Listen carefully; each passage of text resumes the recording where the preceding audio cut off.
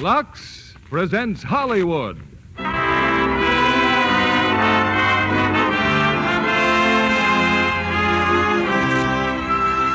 Lever Brothers Company, the makers of Lux Toilet Soap, bring you the Lux Radio Theater, starring Barbara Stanwyck and Burt Lancaster in Sorry, Wrong Number. Ladies and gentlemen, your producer, Mr. William Keeley.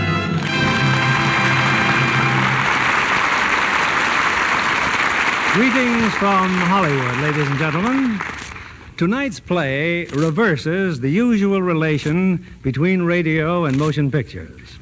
Sorry, Wrong Number was first a radio drama, and it achieved such success on the air that Hal Wallace decided to make a picture of it. He assigned the author, Lucille Fletcher, to expand her short drama into a full-length screenplay, and the result was a triumph of suspense drama. The rest of the success story you know, because the Paramount picture with Barbara Stanwyck and Burt Lancaster as the stars was one of the top films of the year. Tonight, Sorry, Wrong Number completes the circle and comes back to radio with Miss Stanwyck and Mr. Lancaster in their original screen roles. Just as our drama had a double success story, so has our product, Lux Toilet Soap.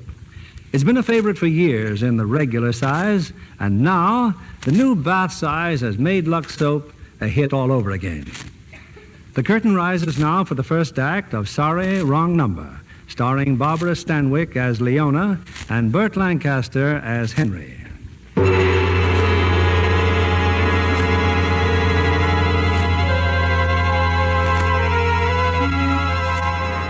In the tangled network of a great city, the telephone is the unseen link between a million lives, servant of our common needs, confidant of our inmost secrets.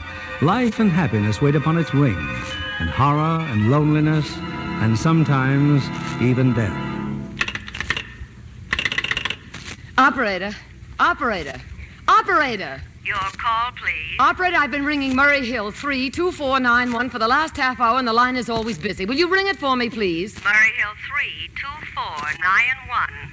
One moment, please. It's my husband's office. He should have been home hours ago. I can't think why that ridiculous wire should be busy. They always close that office at 6 o'clock. I am ringing your number. Thank you. Oh, it's busy again. Operator, the line is busy. Now, will you please... Hello?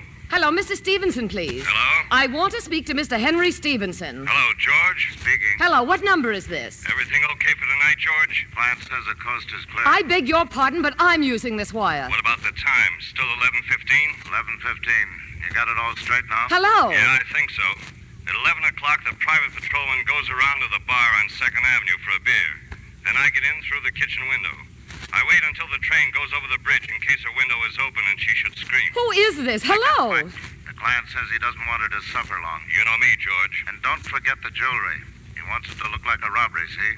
That's very important. Okay. Now let me check the... Hello? Oh, that's awful. That's horrible.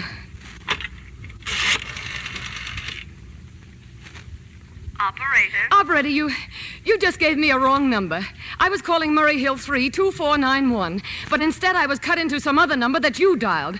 The wires must have been crossed or something, and I just heard the most dreadful thing, a murder. Yes, madam. I want you to get that wrong number back for me at once. I'm sorry, madam. I do not understand. I just told you dialed a number for me, and then those horrible men came on, and, well, it's unnerved me dreadfully. I'm an invalid, I'll and connect you with the chief operator, madam. Well, do something, please.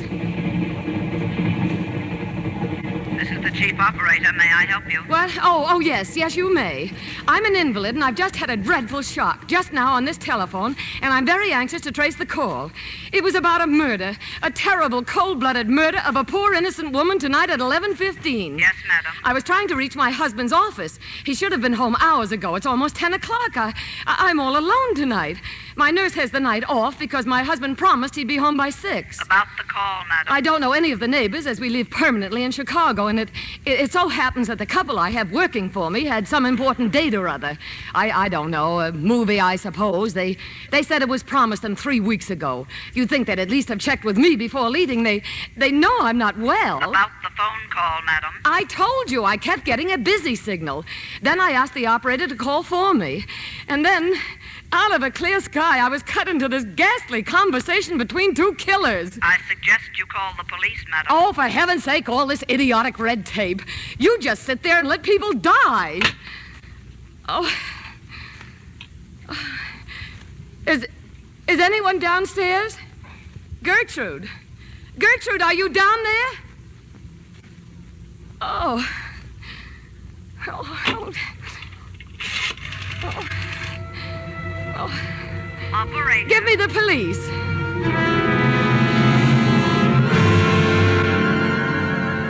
I just told you, ma'am. First of all, there's a lot of people named George.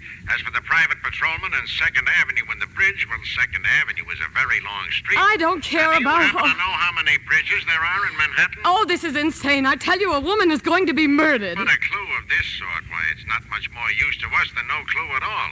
Unless you think there's something phony about all this. Phony? Or that somebody's trying to murder you. Me? Oh, that would be ridiculous. I mean, why should anybody? What have I... Yeah, you see, lady, you got nothing to worry about. Now, just a minute. All right, don't listen to me. Who cares? Oh, Henry, why did you leave me alone? Why did you leave me alone here? Oh, his secretary. Henry's secretary, she'd know. Her number's on the pad. Jennings. Miss Jennings, Elizabeth Jennings.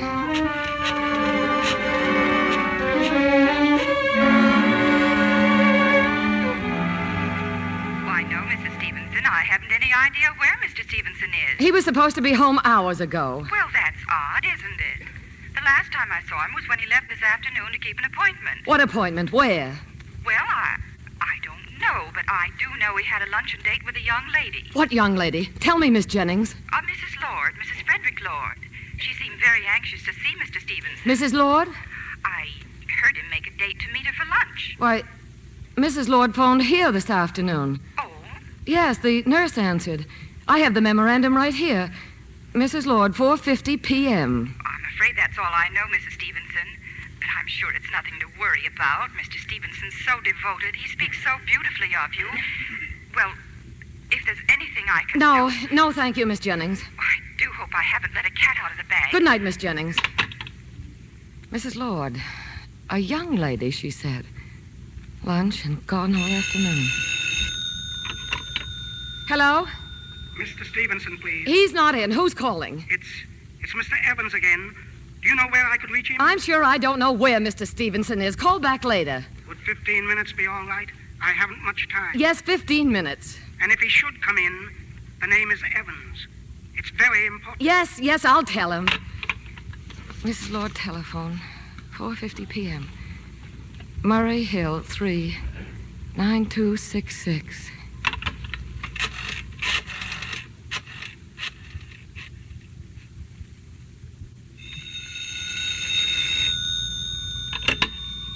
Hello. Is Mrs. Lord in? This is Mrs. Lord. Who's calling, please? Mrs. Henry Stevenson. It so happens my husband hasn't come home this evening. I thought perhaps you might give me some idea as Yes, to where... yes, but I can't talk now. I can't hear you. Could I call you back? Call me back? Why? Is anything wrong? Leona, this is Sally. Sally Hunt. Sally Hunt? I'm sorry if I sound ridiculous, but I can't talk now. No, wait. If you're the Sally Hunt I used to know... I'll call you back as soon as I can, Leona. Hey, Sally, who was it? Just one of the girls, dear. She wanted a recipe. Hey, Joe would like a bottle of beer. You got any on ice? Oh, no, I'm afraid not. I'll run down to the store. Thanks, honey. And hurry back. Joe is dying.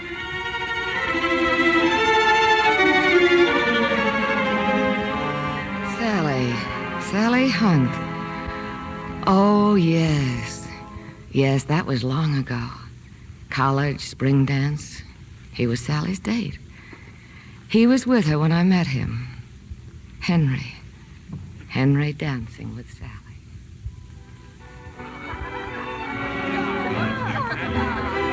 Hello, Leona. This is Mr. Henry Stevenson. Hello, Henry. Well, can I cut in? you don't mind, miss, where I come from, it's the man who does the picking. All right, go ahead. Look, why don't you get somebody your own speed? I'm sure there are better dancers around. Oh, you'll do all right, Henry. Leona knows her way around the floor. Thank you, darling. Well, Henry, let's dance.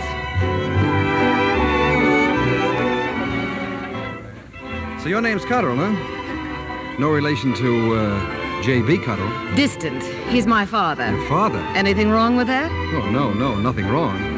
What do they call you? The aspirin heiress?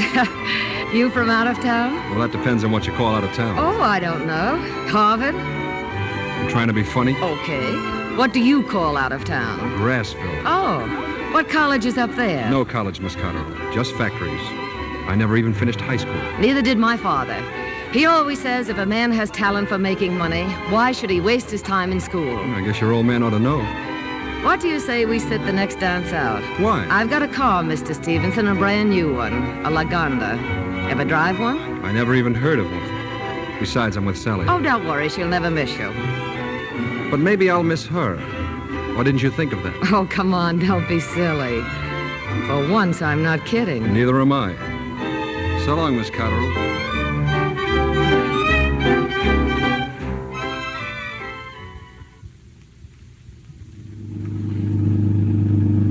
Well, Henry, it took me a few days, but I finally got you in my car.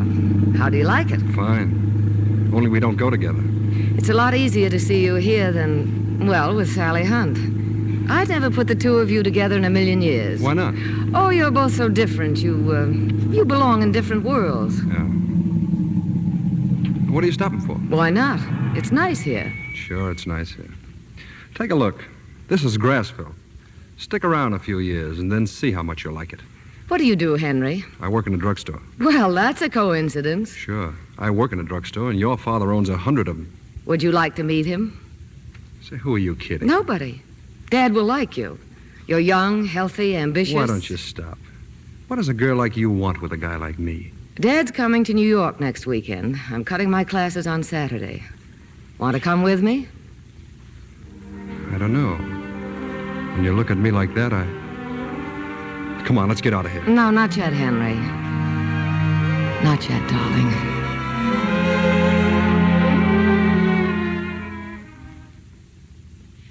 Sure, I like him, honey, but he's nobody, Leona. And what has he got? Nothing. And what did you have, Dad, when you started? Besides, I thought you said he was sort of engaged to that girlfriend of yours, that Sally something. Oh, that's all over with. Dad, I love him. Love him? Oh, come on. If I really thought you did, you know I'd be the first one. Oh, no. Don't start telling me that. Leona, what's the matter? You make me laugh. What does it really matter to you if I love Henry or not? All you want is for me to stay here with you for the rest of your life. You're afraid of losing me. Haven't I always let you do anything you ever wanted to do? But marriage is something else.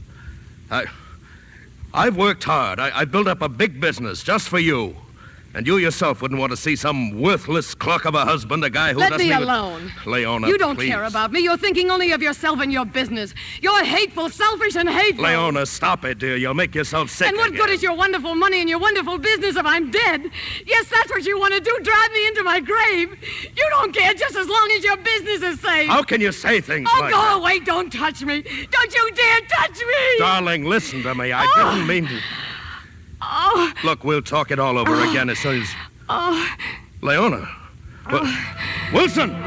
Wilson, quick, call a doctor!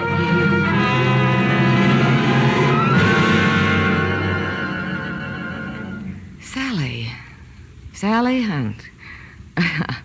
I took Henry away from her. She couldn't stand it. Even after all these years, she couldn't stand it. Going to him today, seeing him in his office. Hello? Leona, this is Sally again. I'm sorry I had to be so mysterious before, but I just couldn't talk at home. My husband was there. Well, this is all certainly rather odd, to say the least. Oh, this whole thing must seem very peculiar to you, Leona. Hearing from me after all these years. But I had to see Henry again today. I've been so worried about him. Worried? About what? Well, my husband, he's with the district attorney's office. And a couple of weeks ago...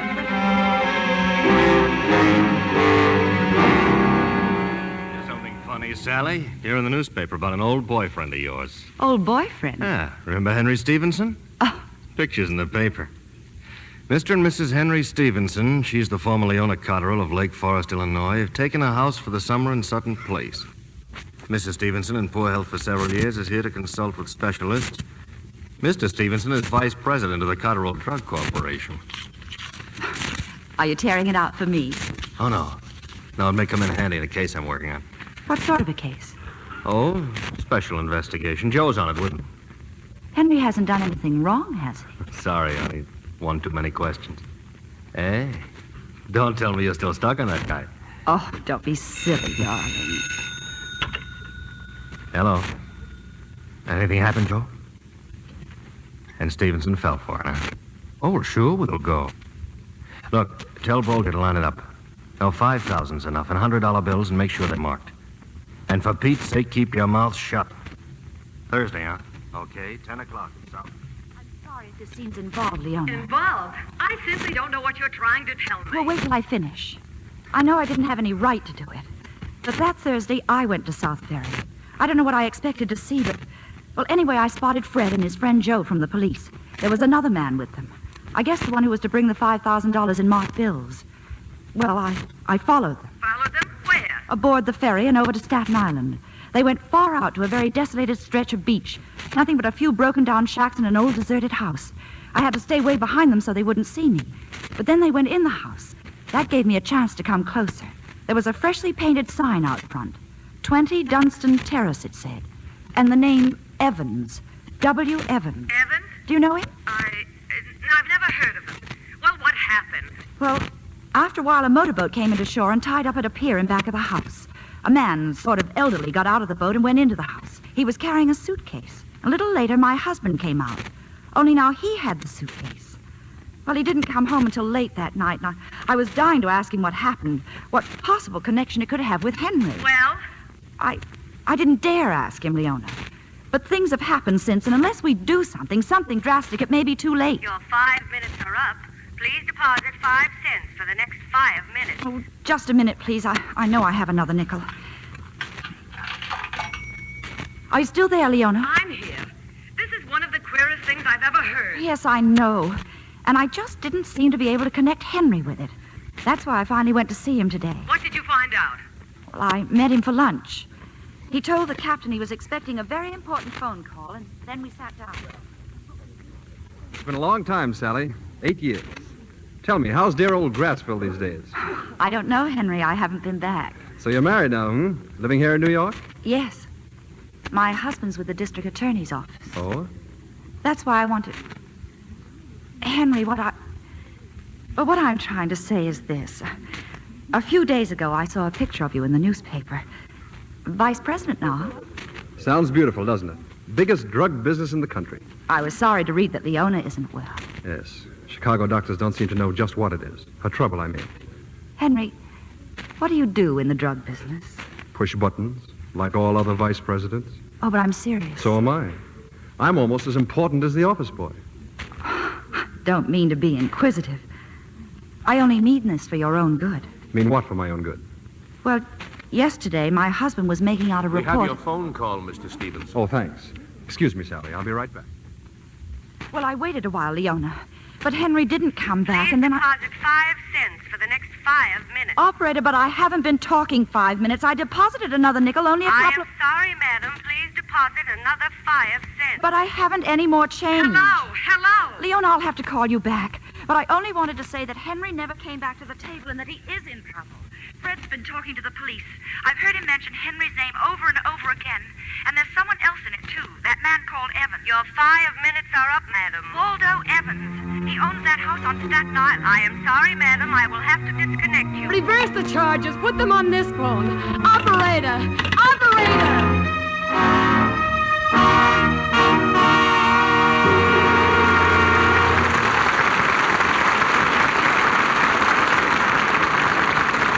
In a few moments, we'll bring you Act Two of Sorry, Wrong Number. Now, here's Libby Collins, our Hollywood reporter. Well, Libby, that was a gala evening we all had at the premiere of 20th Century Fox's new picture, 12 O'Clock High. Yes, indeed. And for one person in particular, it must have been the thrill of a lifetime. I'm thinking about our little Lux girl, Jackie Barnes. The winner of the national contest for the prettiest 15-year-old Lux girl. Mm-hmm. Jackie was an honored guest at the premiere. She certainly was a radiant youngster. She got more compliments than she could count that evening. Well, that's the way it is with Lux girls, Libby. You know, Jackie was telling me how impressed she was with 12 O'Clock High. As everyone was. It's always good news when Gregory Peck heads a cast. And this time, I think he has the best role of his career. Yes, he makes the tough commander of a wartime bomber group an unforgettable personality. It's a gripping story you feel intensely. The dangerous flying sequences, the day-by-day strain those men endured. The whole cast is magnificent. 12 O'Clock High is one picture, Libby, where the men take the honors. Yes, except for Joyce Mackenzie. She plays the one feminine role. Makes her debut in pictures as the Army nurse. There's another lovely Lux girl. She is indeed, John. Like so many successful young actresses, she finds Lux toilet soap gives her complexion just the care it needs. Recent tests by skin specialists prove that Lux soap care really works. In actually 3 out of 4 cases, skin became softer, smoother in a short time. No wonder Lux toilet soap is the leading beauty soap, not only in Hollywood, but all over the country. If you haven't tried it, why not begin your Lux soap facials tomorrow? Remember, 9 out of 10 screen stars recommend this gentle protecting care. Now, our producer, Mr. William Keeley. Act 2 of Sorry, Wrong Number, starring Barbara Stanwyck as Leona and Burt Lancaster as Henry.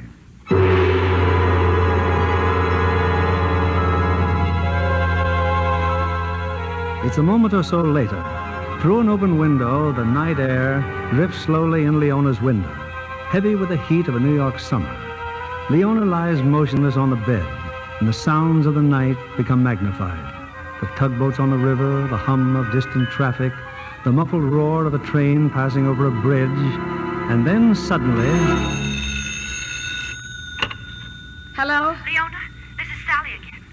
Can you hear me? I can hear you. I'm calling from the subway station. The stores around here are all closed. I've just been home, Leona, and some more has happened. That house on Staten Island, the one I told you about? Well, it was burned down this afternoon. The police have captured 3 men, but this Waldo Evans escaped. But who is Waldo Evans? And for heaven's sake, what's his connection with my husband? I still don't know, Leona, but I do know the whole thing has something to do with your father's company. Oh, that's absurd. My father called me from Chicago this afternoon. He never mentioned a word. Now, look, who's been arrested and why? 3 men, and I don't know why. And why do you think Henry's one of them? I didn't say that. I only know that somehow he's terribly involved. Did anyone say he was going to be arrested? No, not exactly. Then what are you talking about? Why are you calling me like this? Are you still jealous that I took Henry away from you? Can't you bear to see me happy? Can't you stop telling lies and making trouble even now? Leona, I can't talk anymore. Then I'm right. You are just trying to make trouble. No.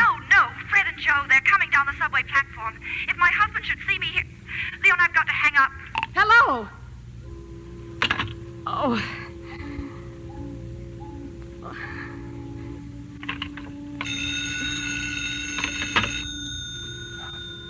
Yes? This is Western Union. We have a message for Mrs. Henry Stevenson. This is Mrs. Stevenson. The telegram is as follows. Darling, terribly sorry, but last minute remembered annual drug convention tomorrow in Boston. Taking next train out, back Sunday morning. Oh. Keep well. All my love. And signed, Henry. That is all, madam. Do you wish us to deliver a copy of the... Oh. Oh, no. Then I wait till the train goes over the bridge in case her window is open and she should scream. Client says the coast is clear. I got your message, George. Everything okay for tonight? Henry is in trouble, desperate trouble. Darling, terribly sorry. Taking next train out. Back Sunday morning. Then I wait till the train goes over the bridge. Then I wait till the train goes over the bridge.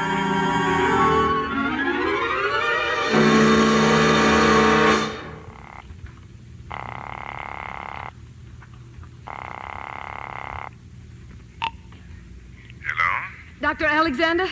Doctor, this is Mrs. Stevenson. Oh, yes, Mrs. Stevenson. How are you? I need you right away, Doctor. Please come right over. Now, Mrs. Stevenson, what seems to be the I matter? said I want you to come over at once. I'm afraid I can't tonight, Mrs. Stevenson.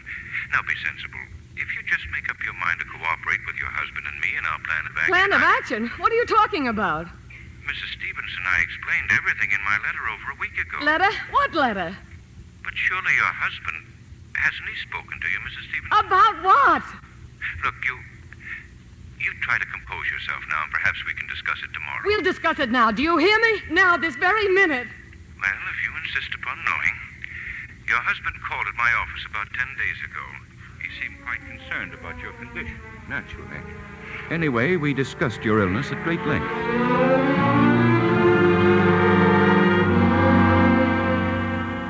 Still a puzzle to me, Doctor. I still don't know what's wrong with her. Well, Mr. Stevenson, your wife's illness seems to date far back to her early childhood. Is that true? Yes, I suppose so. But you knew nothing about it when you married her? No, not till after a couple of years. You see, we were living with her father then, in Lake Forest. I remember early one morning. Why did you do that, Henry? Why did you send the maid for my handbag? Why? Because there's something in it that I need. Well, how much money do you want? I'm sorry to disappoint you, Leona, but this time it isn't money. It's simply that I wrote Ferguson's telephone number in your notebook last night, and I want to call him. We have a date for lunch. You know perfectly well you're having lunch with me today. I know, Leona, but I won't be able to make it. This date with Ferguson's rather important. Oh? More important than me, I suppose? Oh, it isn't that, Leona. It's just that... Well, it's about a job. You have a job. What on earth are you talking about? Leona, I've been meaning to say this to you for weeks. I just don't belong in your father's business. Who says you don't? I do. I say it. Working for your father is like running in a dream. No matter how hard you try, you know you'll never get anywhere. I don't want to graft off your charity for the rest of my life. I want a chance on my own. Only you're not getting the chance. I won't have you traipsing around, you hear? Just because Dad doesn't go falling all over himself, you're not going to throw away $1 million business like Cotterell's for an idle whim. It happens to be my business, too, you know. And to think my own husband turns up his nose at it. Now call Ferguson and tell him you've changed your mind. Go on, Henry, call him. But I haven't changed my mind. You're still going? Yes. And someday you'll see it'll be better for both of us. Henry, wait. Now, that's a little silly, isn't it? Locking the door? You're not going, Henry. Not as long as you're my husband. Oh, come on, Leona. Give me that key. You can't do it. You can't do this to me. Nobody's ever done it. Nobody. Will you please stop and give me that key? Henry, please. If you love me at all. Henry, I beg you. I'll talk to Dad. I'll do anything. Anything you want, only don't leave me. Don't go away. Give me that key. No, I won't. Oh, Henry, you're hurting. Henry, please. Your husband told me, Mrs. Stevenson, that in spite of your opposition, he had lunch that day with Mr. Ferguson. When he got home that evening, he said your father was waiting for him at the door, angry and worried. All right, Henry. Come in the library. I want to talk to you. What's the matter? Where's Leona? Leona's in bed. She had an attack, a heart attack. She almost died. Heart attack? Did you two quarrel this morning? Yes, but what's that? Weren't you supposed to have lunch with Leona? Yes, but I had to see someone else. Look, Mr. Cotterill, if you don't mind, I'd like to see Leona. You'll see Leona when she's ready to see you. Just in case you don't know it, Leona's had a heart condition since childhood. Her mother died of it the day Leona was born. Leona can't stand being treated the way you did this morning. She never has been before, and she's not going to be now by you or anyone else. And what happens if once in a while I have an opinion of my own? I don't give a hoot about your opinions, Henry. Have them. Think anything you like. But while you're in this house, you'll do what my daughter tells you to do. I think you should know that the argument this morning was about a very important decision. Don't be a fool. A decision I made as much for the sake of Leona's future as for my own. Was it for her that you had lunch with Ferguson? Well, did you get the job? No, I didn't. And I'll tell you why you didn't. It so happens I'm a pretty good customer of Ferguson's. I buy more than $2 million worth of dyes every year. Now, who do you think he's going to care about, you or me? So that's what happened. Now, who else in Chicago would you like to have lunch with about a job?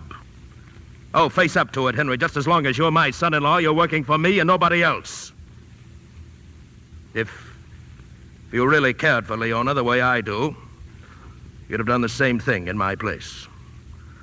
Besides, you haven't done so badly for yourself. Now go upstairs and see Leona. She's been asking for you. Well, Mrs. Stevenson, as I say, we discussed all these things in my office 10 days ago, your husband and I. I asked Mr. Stevenson how long this heart attack of yours lasted. Oh, she got well right away, Doctor. Maybe I should have pulled out then and there. But I didn't pull out. Somehow I couldn't. Her father wasn't altogether wrong. I hadn't done too badly for myself. Anyway, from that time on, I began to compromise. always with the hope that somehow, someday, I'd win out on my own. But it wasn't long before we were right back where we started. Another attack? Yes, sir. I remember one day in particular. I had an idea that I hoped might help the situation. Henry, you mean you brought me here just to look at an apartment? Oh, you'd be crazy about it, Leona. Now, come on, let's go in and look it over. I'm not interested, Henry. But you haven't even seen it. Why, there are terraces on all four sides. I've told you 1,000 times we don't need an apartment. Leona, it's not an apartment I'm looking for. What I want is a home of our own. You just can't go on living with your father indefinitely. I don't see why not. There's plenty of room and I like it. Besides, who's going to pay for this little penthouse? Well, I hope eventually I will. Oh, eventually. But in the meantime, it's my money, and I'm the one who's going to pay for it. Okay, Leona. Let's go. Oh, Henry, you're so naive. You're like a little boy with a box of candy. I just can't throw my money away on everything you happen to see. There's a limit. Sure, there's a limit. I'm supposed to follow you around like a pet dog tied to a chain. I'm supposed to like whatever crumbs you want to throw me. Oh, don't be ridiculous. Yes, you've got me sewed up 16 different ways for 3 meals a day and pocket money. That's all you care about. That's all you married me for, my money. I should have known it. I should have known it. Oh, stop it, Leona. Please, just for once, will you listen to me? You hate me. You're bored with me. All you want to do is get away. Okay, I'm bored stiff. Who wouldn't be with that neat little routine you've got cooked up for me? What do I have? Nothing. Nothing on my own. Not even the studs on my shirt or the matches in my pocket. Henry, how can you say this to me? You once told me I'd love this kind of life, remember? Well, do you want to know something? I do love it. I love it now more than you'll ever know. But I want to be my own boss, profiting by every bit of it, not just a stooge on the outside looking in. Henry, get me some water. Quick. Listen to me, Leona, please. Oh. It isn't that I want to be without you. I could love you still if only you'd try to understand. Henry, my purse. Henry, the pills in my purse. That attack kept her in the hospital nearly 3 weeks, Doctor. At the time, I thought it was all my fault. But no matter what I did, her attacks increased in violence and became more frequent. About a year ago, Leona, she just seemed to give up hope of ever getting well. She took to her bed more or less permanently. It was my idea to come to New York and see you. The doctors in Chicago said she didn't have much of a chance. Anyway, we rented the house on Sutton Place, and here we are. And believe me, it's been more and more like a nightmare. Mr. Stevenson, there's absolutely nothing wrong organically with your wife's heart. Nothing wrong? I've examined her thoroughly. And what you've just told me confirms what I've thought from the start. And that is? Her condition is mostly mental. Mental? She's what we call a cardiac neurotic. Her attacks are brought on by her emotions, her lack of control, her frustrations. Whole thing is probably quite unconscious on her part. Now, I'm not saying your wife isn't sick. Mentally, she is sick, and her attacks are real enough. But given the proper treatment, she may snap out of it entirely. Well, I'll call on her tomorrow. There's a psychiatrist I wanted to see. Doctor, I wish you could wait a few days. I'd like to think this over. Think it over? Yes, you see, she's so easily upset. And I think that maybe I ought to prepare her. Get her used to the idea. Well, a few days more or less won't matter, I suppose. Unless you wanted to write her a letter. It might make it easy for her to take, and it would give me more time to talk to her. Well, it's an extremely delicate matter, Mr. Stevenson. But if you think you can manage it, let's try it that way. Give me a ring in a couple of days. Meanwhile, I'll write the letter. Thanks, Doctor. Thanks for everything.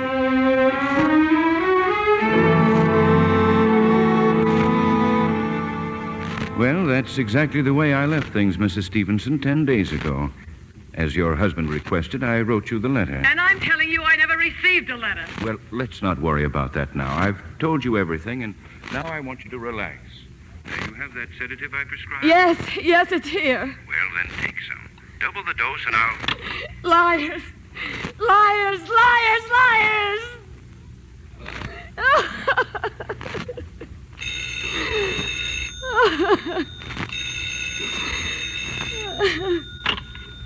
Hello. Mrs. Stevenson? Who is it?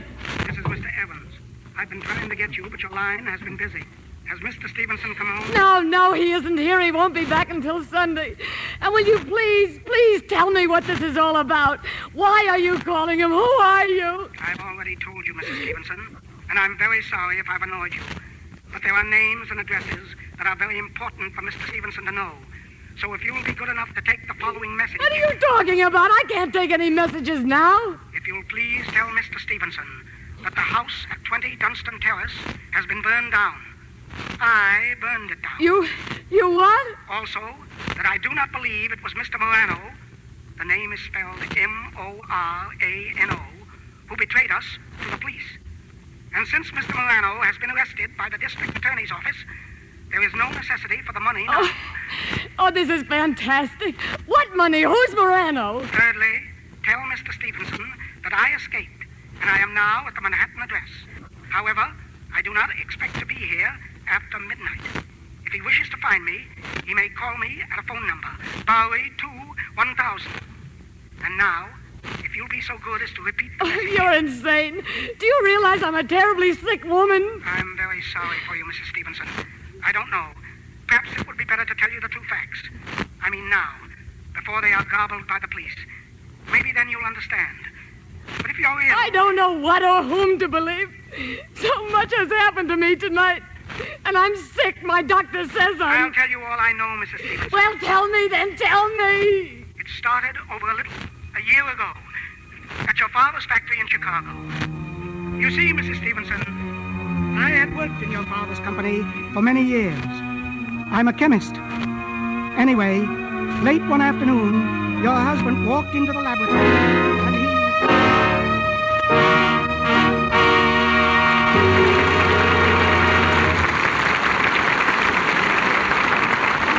We pause now for station identification. This is CBS, the Columbia Broadcasting System.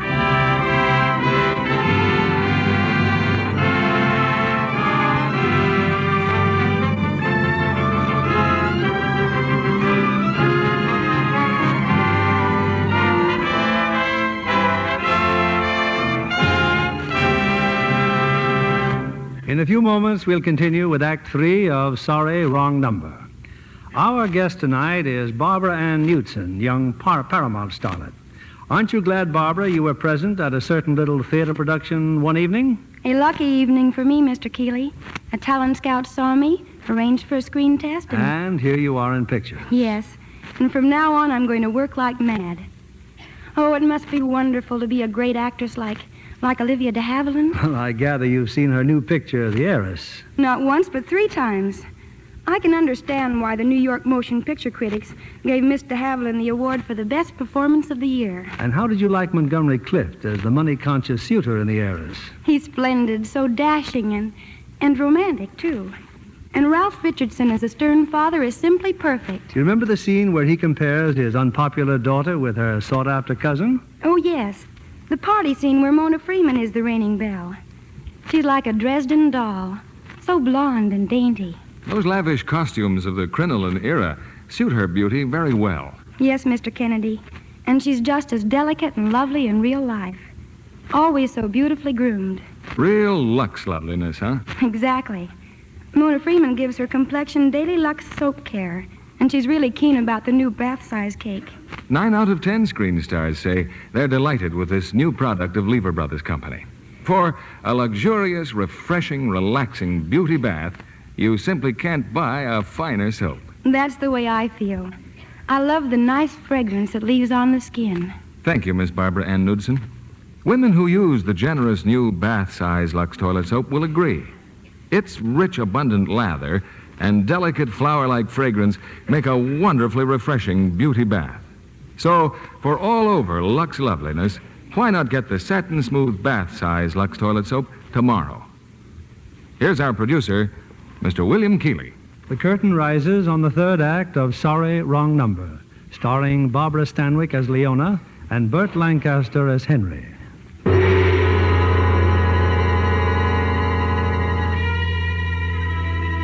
get in through the kitchen window. I wait till the train goes over the bridge. 11:15. You got it all straight now. 11:15.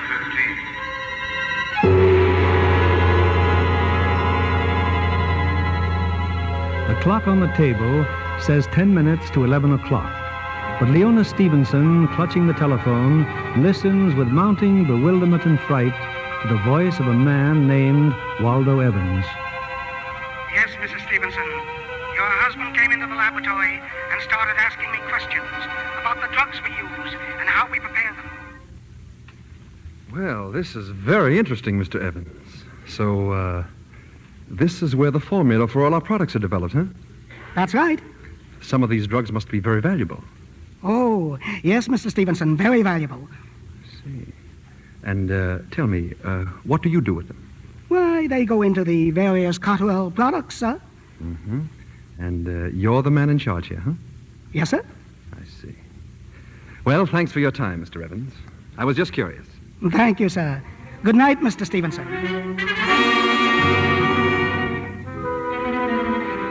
That was my first meeting with your husband, Mrs. Stevenson. Then, from time to time, he'd drop into the laboratory and visit with me.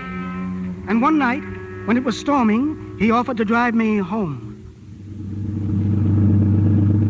So you're a bachelor, Mr. Evans. Well, I didn't know that. Yes, sir. I live in a rooming house on Chestnut Street. A man all by himself, no responsibilities. Tell me, why do you work so hard? Well, to tell you the truth, sir, because I have a hope. An ideal, you might say. In a few years, I hope to retire. Retire, huh? Oh, I have it all planned, sir. I'm going back to England. I hope to raise horses, sir. Well, not race horses, just horses, sir. Do you care for horses, Mr. Stevenson? Well, I'm afraid I haven't thought very much about them. Oh, then you're missing a great deal. Well, that's my hope, sir. To live there quietly and raise horses. Why have you waited this long? Money? Money, of course. But someday I'll... Well, why wait until you're old? What good is a dream when you're too old to enjoy it? Oh, I've thought of that, Mr. Stevenson. I suppose the zest does come out of things with the encroachments of old age. Now you're talking, Wally. My motto is if you want something, get it now. It's the next turn to the right, Mr. Stevenson. Chestnut Street. You know, Wally, I've been thinking. There might be a way out.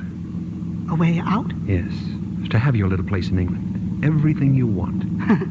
Indeed, sir. And all you have to do is to make a little mistake every now and then. Mistake? In the laboratory. I've been checking on it, Wally. The way you're set up, no one would ever know. Mr. Stevenson, I better say good night, sir. Wait a minute. The differences in the amounts of those raw drugs you handle need be so slight that nobody but yourself would ever know. I don't understand, sir. Look what you've done for the company all these years. And what have you gotten out of it? Not a tenth of the salary you should be getting. No, please, Mr. Stevenson. Now, don't be silly. I've already talked it over with someone else. Talked it over with whom? A man named Morano. He can handle all the raw drugs that we can get. And then we split. You, Morano, and I. Mr. Stevenson, I just can't believe it. You're a young man, vice president of the company. A wonderful future ahead of you. Don't make me laugh. Yes, I'm young. Young enough not to waste my life in dreaming. There are things I want to do, big things, and the only way to do them... I'm sorry, Wally. I thought you were my kind of a person. I trusted you. But what if we were caught? Why should we be caught? We'll make our pile and stop before anyone even guesses what went on. Morano knows just what to do. Besides, for once, there's an advantage in being Cotterell's son-in-law. Yes, I see. I thought you would, Wally. Well, partner, we're in business.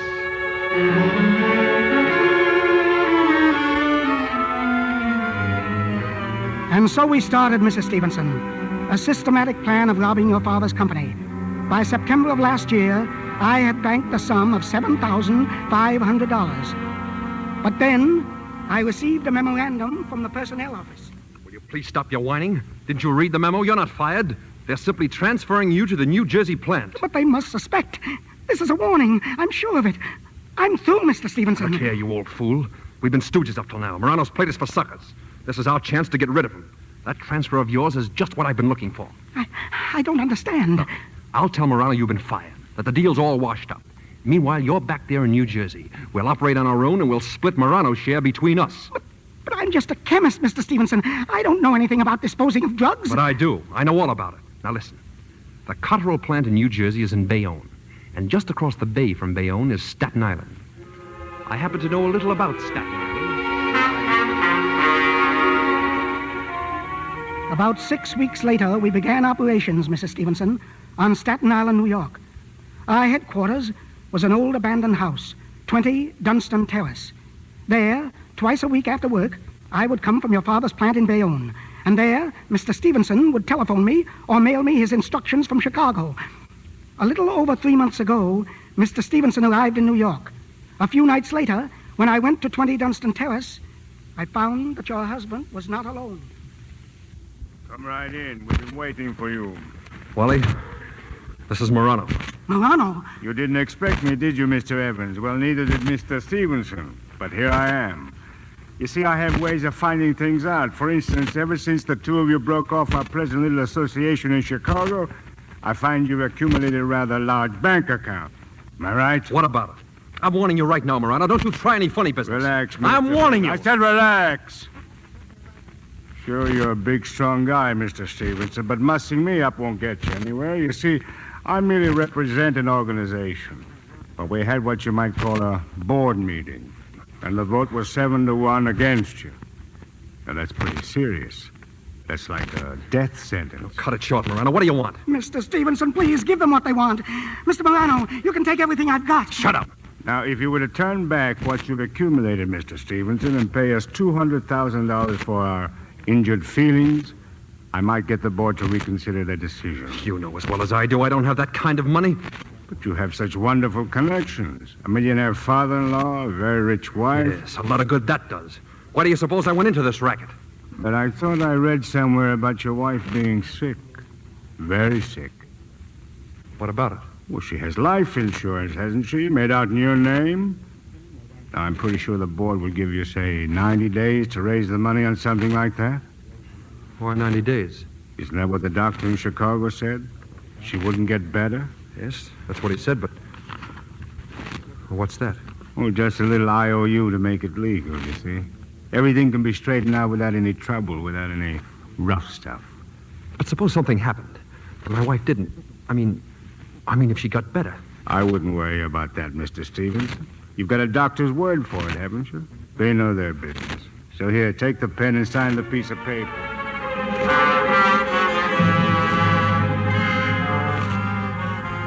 What I have just told you, Mr. Stevenson, took place 3 months ago. I need not describe Mr. Stevenson's distress when the IOU became due last Wednesday.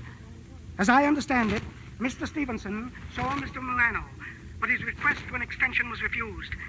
And now, inasmuch as I have already given you the final message, I believe the rest explains itself quite simply. Mr. Evans, where is my husband? Where is Mr. Stevenson now? I wish I knew. Perhaps if you tried the Bowery number... The Bowery number? What Bowery number? The one I gave you when I first started to talk. Mrs. Stevenson, I'm afraid I must ask you to check it all. I can't. I'll repeat it once more. Point 1, the house at 20 Dunstan Terrace was burned down this afternoon. I did it. Point 2, I escaped. Point 3, Mr. Morano has been arrested, so it will not be necessary to raise the money. Point 4, it was not Mr. Morano who told the police. Just give me the Bowery number, the one for my husband. Point 5, I am at the Manhattan address now, but I'm leaving, and may be found at Bowery 2-1000. Bowery 2-1000. Yes, after midnight. Good night, Mrs. Stevenson, and thank you very much. Bowery 2-1000. Bowery 2-1000. Oh, Henry. Oh. Bowery 2-1000. Is this Bowery... Is Mr. Stevenson there? Mr. who? Stevenson, Mr. Henry Stevenson. I was told to call by a Mr. Evans. Just a minute, I'll see. Stevenson? Yes, Stevenson. Hold on. Hello? Yes? No, he's not here, ma'am. Oh, well, Mr. Evans said he might be expected.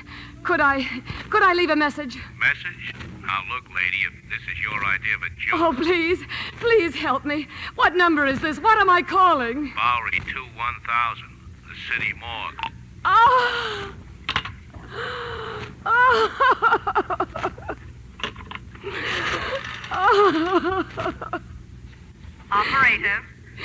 Operator. Police!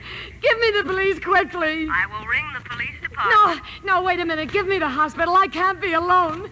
It's 11 o'clock. Hurry, please. It's 11 o'clock. One moment, please. Operator, I can't hear you. Are you calling the hospital? Operator. Bellevue. Is this a hospital? Yes. I want the nurse's registry. I want to hire a trained nurse immediately for the night. I am sorry, but this is a city hospital. It doesn't matter. I've got to have a nurse. I understand that, madam. I'm sick and I'm all alone. All alone in this horrible, empty house. I overheard a telephone conversation about a murder.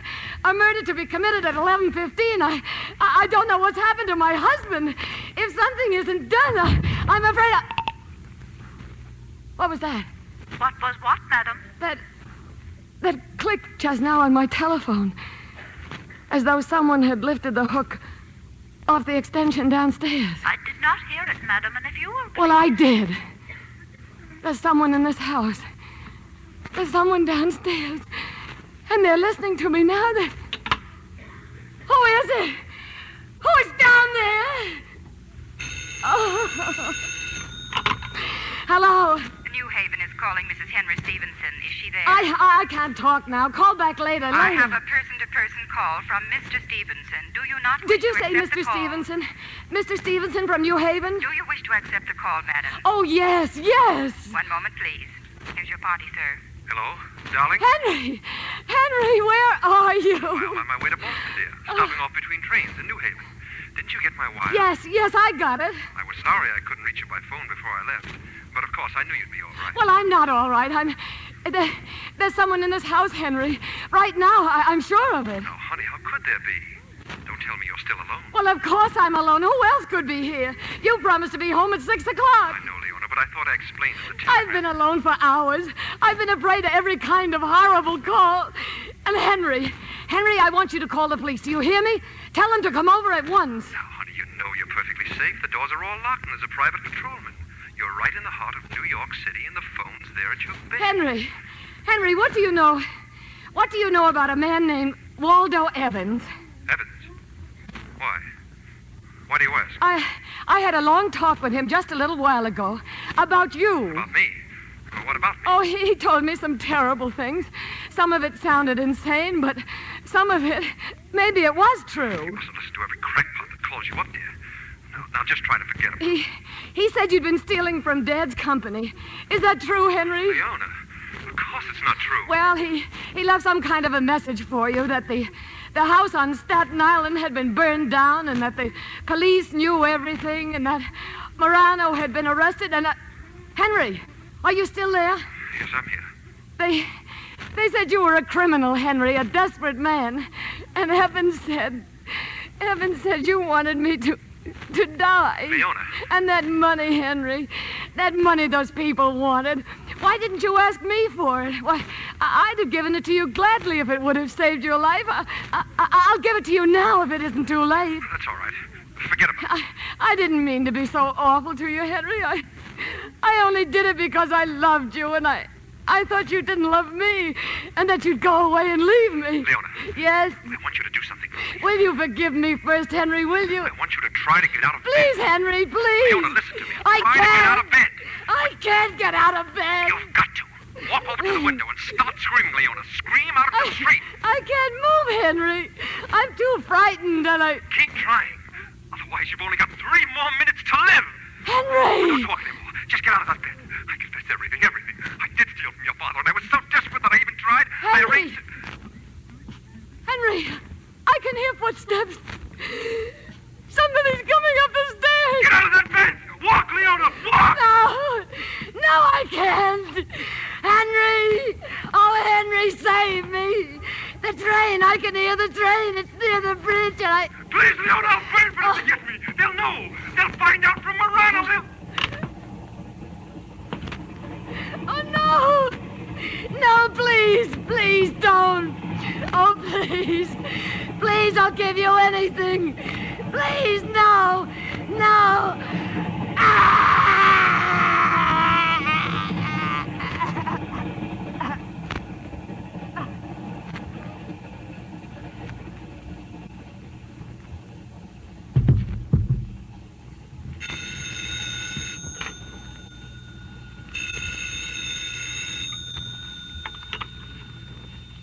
Ready with your party, sir. Leona! Hello! Leona! Sorry. Wrong number.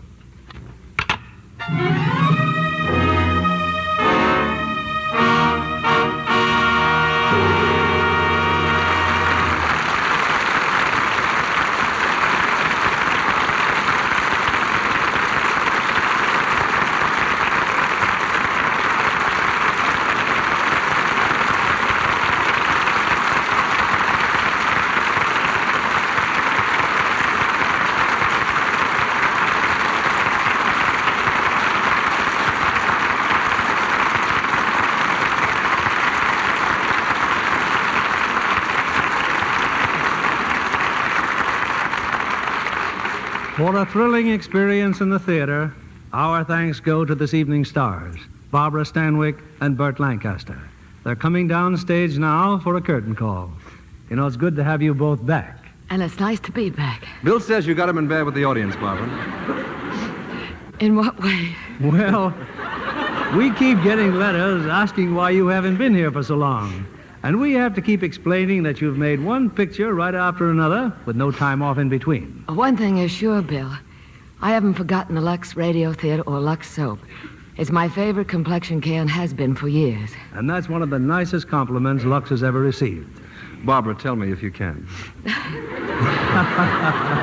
Isn't she wonderful? I sound like How Andy many... Devine. She says she sounds like Andy Devine.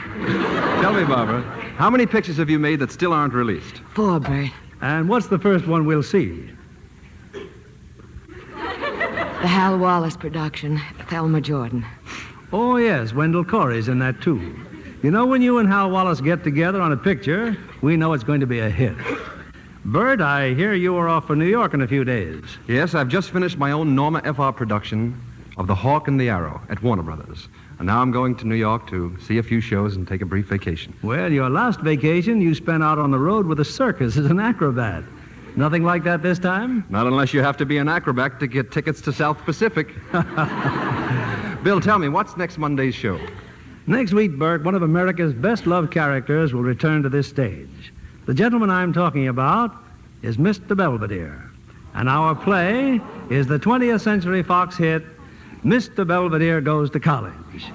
Naturally, we'll have the original Mr. Belvedere here to play the part, the amazing Clifton Webb. And besides Mr. Webb, we have 2 other stars, Colleen Gray and the popular Robert Stack. A great comedy and the return of Mr. Belvedere all on next Monday night. Everybody will love it, Bill. Good night. Good night. Good night, and thank you.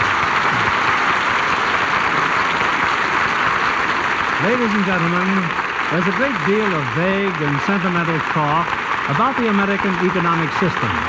But here are some cold facts. Since 1910, we have increased the income of each household from $2,400 to about $4,000. And the figures are in dollars of the same purchasing power. We've done it by increased production, and yet we work 18 hours less each week for this extra money.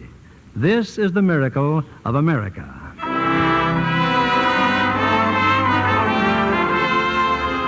Lever Brothers Company, the makers of Lux Toilet Soap, join me in inviting you to be with us again next Monday evening when the Lux Radio Theater presents Clifton Webb, Robert Stack, and Colleen Gray in Mr. Belvedere Goes to College. This is William Keeley saying good night to you from Hollywood.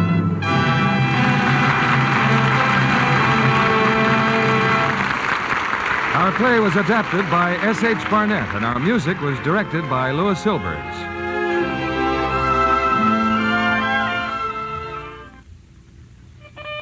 Here's a fashion flash from Hollywood. Barbara Stanwyck has one of those smart, new, finely pleated nylon nighties that stays in pleat when you wash it. Of course, she insists on Lux Flakes care for it just as she does for all her lovely lingerie. One of her favorite shades is a pale green orchid. This spring, you'll be seeing more and more delicate and unusual colors in slips and nighties. So play safe. Wash them with gentle Lux Flakes. Tests prove that wrong washing soon fades colors, often tears delicate lace. Lux Flakes Care keeps pretty slips and nighties new-looking 3 times as long. Use Lux Flakes to give your nice washables that lovely Lux look. This is your announcer, John Milton Kennedy, reminding you to join us again next Monday night to hear the Lux Radio Theater presentation of Mr. Belvedere Goes to College, starring Clifton Webb, Colleen Gray, and Robert Stack. Stay tuned for My Friend Irma, which follows over these same stations. This is CBS, the Columbia Broadcasting System.